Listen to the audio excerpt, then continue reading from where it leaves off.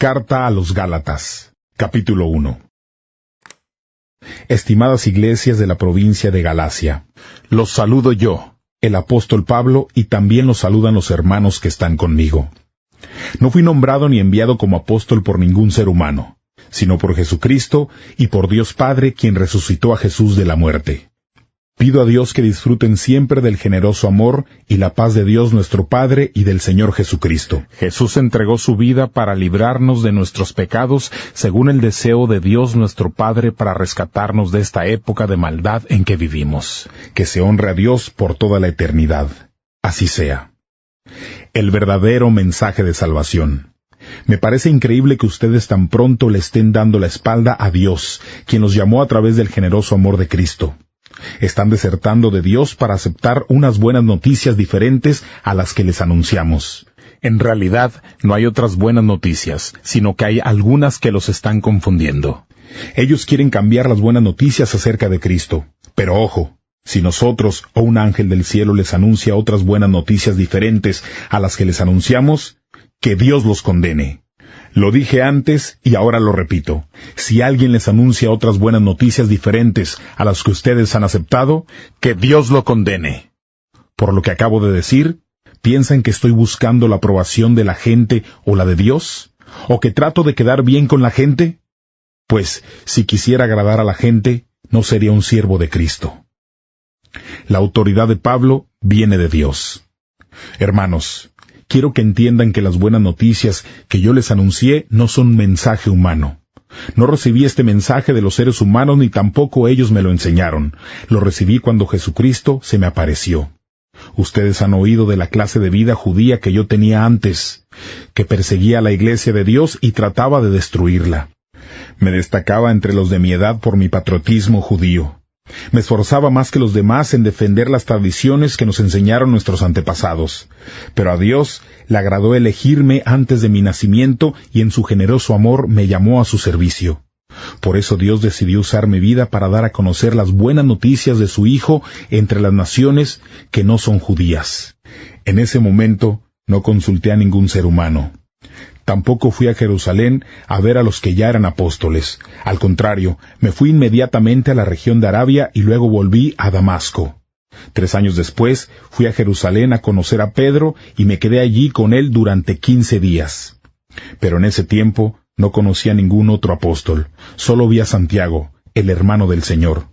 Dios sabe que todo lo que les digo es verdad. Luego fui a las regiones de Siria y Cilicia. Ninguna de las iglesias de la región de Judea que están en Cristo me conocía personalmente. Solo habían escuchado esto de mí. El que antes nos perseguía, ahora anuncia la fe que una vez quiso destruir. Ellos daban gloria a Dios por mi causa. Capítulo 2. Los otros apóstoles aceptan a Pablo. 14 años después regresé a Jerusalén. Pero esta vez fui con Bernabé y también llevé a Tito. Fui a Jerusalén porque Dios me mostró que debía volver. Allí tuve una reunión en privado con los líderes de la iglesia. Les expliqué el mensaje de salvación que anunció a los que no son judíos. Quería asegurarme de que el trabajo que ya había hecho y que estaba haciendo no era trabajo perdido. Pero Tito estaba conmigo, y aunque él es griego, no fue obligado a circuncidarse. Era necesario hablar de estos problemas porque se habían infiltrado algunos falsos hermanos para espiar la libertad que tenemos en Jesucristo y hacernos esclavos de la ley. Pero no nos pusimos bajo la autoridad de nadie en ningún momento, pues queríamos que la verdad que caracteriza las buenas noticias permaneciera a favor de ustedes. Los líderes que parecían más importantes no me pidieron cambiar en nada el mensaje que yo enseño, aunque a mí me da igual si ellos son importantes o no. Porque ante Dios todos los seres humanos son iguales. En cambio, sí se dieron cuenta de que Dios me había dado una misión especial. Así como la misión de Pedro es anunciar la buena noticia de salvación entre los judíos, la mía es anunciar la buena noticia entre los que no son judíos. Dios le dio a Pedro el poder de hacer su trabajo de apóstol con los judíos. También Dios me dio a mí el poder de hacer mi trabajo de apóstol con los que no son judíos. Santiago, Pedro y Juan, que parecían ser líderes allí, reconocieron que Dios me había dado ese privilegio. Así que como señal de compañerismo, nos estrecharon la mano a mí y a Bernabé. Santiago, Pedro y Juan dijeron: Pablo y Bernabé, ustedes trabajen con los que no son judíos y nosotros trabajaremos con los judíos. Ellos nos hicieron solo una petición, que siempre ayudáramos a los pobres, que es precisamente lo que yo he estado haciendo con dedicación. Cuando Pedro fue a Antioquía, lo enfrenté cara a cara porque sus propias acciones lo condenaban. Esto fue lo que pasó. Recién llegado a Antioquía, Pedro comía y tenía compañerismo con los que no eran judíos. Pero después, cuando algunos creyentes judíos vinieron de parte de Santiago, Pedro se separó de los que no eran judíos porque tenía miedo de esos judíos que afirman que los que no son judíos también tienen que ser circuncidados. Los otros creyentes judíos también se portaron como Pedro, fueron hipócritas, y hasta Bernabé se dejó influenciar. Cuando vi que ellos no se comportaban según la verdad de las buenas noticias, le dije a Pedro delante de todos: «Tú eres judío, pero no vives como judío, pues te comportas como los que no son judíos. Entonces, ¿cómo te atreves a obligar a los que no son judíos a que sigan las costumbres de los judíos? Nosotros somos judíos de nacimiento y no nacimos pecadores, que es como lo que decimos a los que no son judíos. Sin embargo, sabemos que nadie consigue estar bien con Dios por actos de obediencia a una ley. Dios aprueba solo a los que tienen fe en Jesucristo. Por eso hemos puesto nuestra fe en Jesucristo, para estar bien con Dios. Somos aprobados por Dios por nuestra fe en Cristo, no por actos de obediencia a una ley, porque nadie consigue estar bien con Dios por actos de obediencia. Nosotros, los creyentes que somos judíos, acudimos a Cristo para estar bien con Dios. Eso demuestra que también nosotros somos pecadores. Entonces, ¿es Cristo el que nos hace pecadores? Nada de eso. Lo que sí estaría muy mal es que yo enseñara otra vez lo que ya he abandonado. Ya no vivo para la ley, pues he muerto para ella. La ley misma me mató, pero al morir para la ley, puedo ahora vivir para Dios. Es como si yo mismo hubiera sido clavado en la cruz con Cristo. Ahora ya no vivo yo, sino que Cristo vive en mí. Y mientras vivo en este cuerpo, vivo por fe en el Hijo de Dios, quien me amó y entregó su vida para salvarme. Así que yo no voy a rechazar el generoso amor de Dios, pues si por la ley fuera posible que estuviéramos bien con Dios, entonces la muerte de Cristo no serviría de nada. Capítulo 3. Las bendiciones de Dios vienen por la fe. ¡Qué tontos son ustedes, Gálatas! ¿Quién los embrujó? Yo les pinté claramente con palabras la muerte de Jesucristo en la cruz. Solo quiero que me contesten una cosa. ¿Recibieron ustedes el Espíritu por cumplir la ley? Ustedes recibieron el Espíritu porque escucharon las buenas noticias y creyeron en ellas. Comenzaron su nueva vida con el Espíritu. ¿Y ahora intentan perfeccionarla por medio de un pedazo de piel? ¡Qué tontería! Han pasado por muchas experiencias. ¿Será que las van a desperdiciar? Quiero creer que no. ¿Acaso Dios les da el Espíritu por cumplir la ley? ¿Acaso Dios hace milagros entre ustedes porque cumplen la ley? Dios les da espíritu y hace milagros porque escucharon la buena noticia de salvación y creyeron en ella. Así, Abraham creyó a Dios, quien tomó en cuenta la fe de Abraham y lo aprobó. Entonces, tienen que saber que los verdaderos hijos de Abraham son los que tienen fe. La Escritura preveía lo que pasaría en el futuro debido a la fe de los que no son judíos. Dios los aprobaría y le dio a Abraham esta buena noticia. Todas las naciones serán bendecidas por medio de ti. Esto significa que todos los que tienen fe compartirán la misma bendición que recibió Abraham por haber creído. Los que se preocupan por solo cumplir la ley están bajo maldición, porque está escrito: uno debe hacer todo lo que dice la ley, y si no obedece siempre la ley, estará bajo maldición. Entonces es claro que nadie logra ser aprobado por Dios a través de la ley, porque el aprobado por Dios, por la fe, vivirá. La ley no se basa en la fe, por el contrario, la persona que practica la ley obtiene vida gracias al mandamiento. Cristo pagó para librarnos de la maldición de la ley y aceptó estar bajo maldición en lugar de nosotros. La Escritura dice: «Maldito todo aquel cuyo cuerpo es colgado en un madero». Cristo hizo eso para que las bendiciones que recibió Abraham llegaran a las demás naciones. Las bendiciones vienen a través de Jesucristo para que por medio de la fe recibamos el Espíritu que Dios prometió. La ley y la promesa. Hermanos, les voy a dar un ejemplo de la vida diaria. Imagínense que alguien hace un pacto. Una vez que ese pacto es oficial, nadie puede agregarle ni cambiarle nada, ni mucho menos ignorarlo. Dios les hizo promesas a Abraham y a su descendencia. No dice, y a tus descendencias, refiriéndose a muchas, sino que dice, y a tu descendencia, refiriéndose a una familia unida, la de Cristo. Lo que estoy diciendo es que el pacto que Dios hizo con Abraham fue oficial mucho antes de que llegara la ley. La ley llegó 430 años después.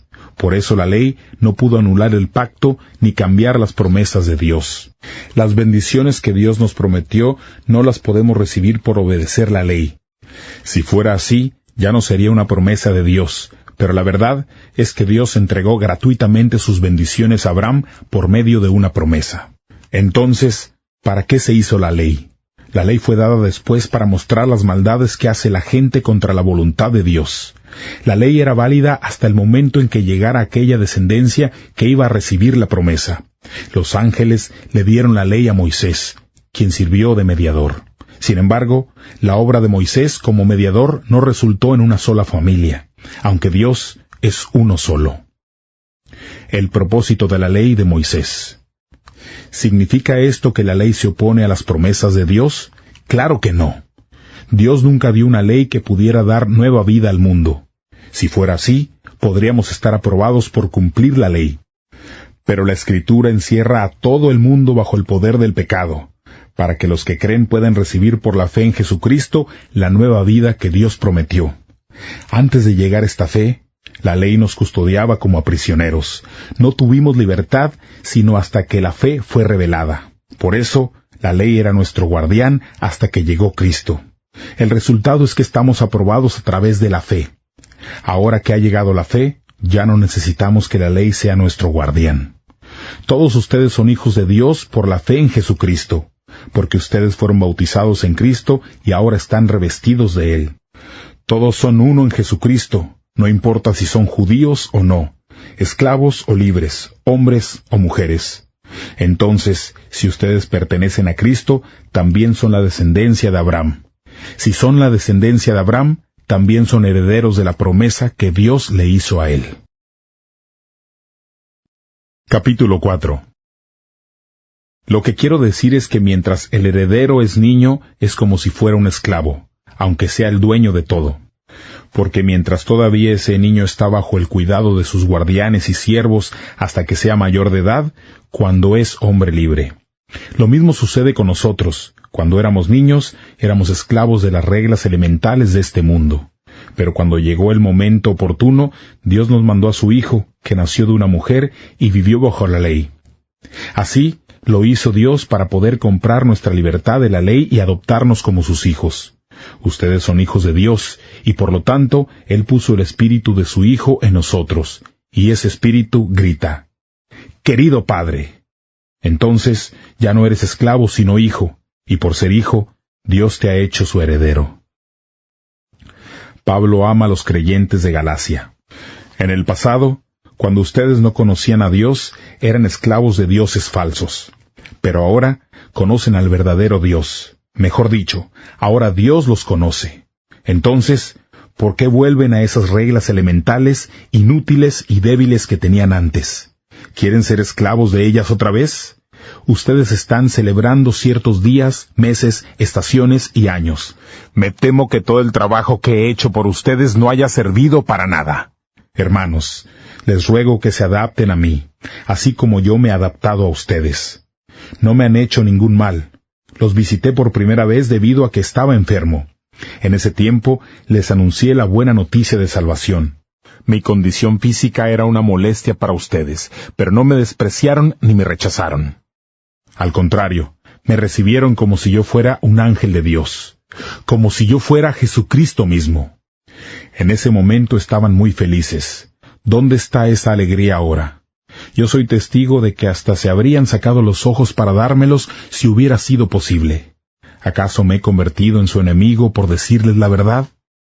Esa gente está haciendo todo lo posible por caerles bien, pero no tiene buenas intenciones. Quieren apartarlos de nosotros y que los sigan a ellos y a nadie más. Es bueno que la gente se interese por ustedes, si su interés tiene buenas intenciones. Y es bueno que el interés exista todo el tiempo, no solo cuando estoy con ustedes. Hijos queridos, otra vez sufro por ustedes como una madre que da a luz hasta que en realidad sean como Cristo. Cómo quisiera estar ahora entre ustedes y hablarles de otra forma.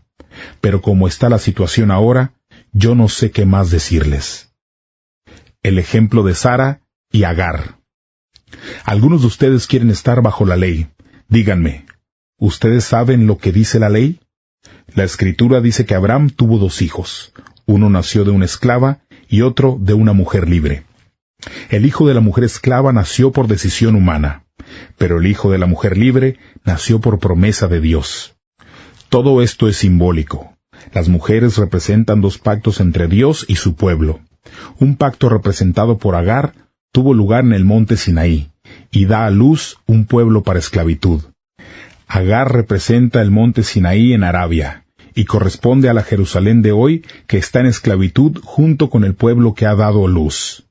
En cambio, la Jerusalén del cielo es como la mujer libre, y ella es nuestra madre. Así dice la Escritura.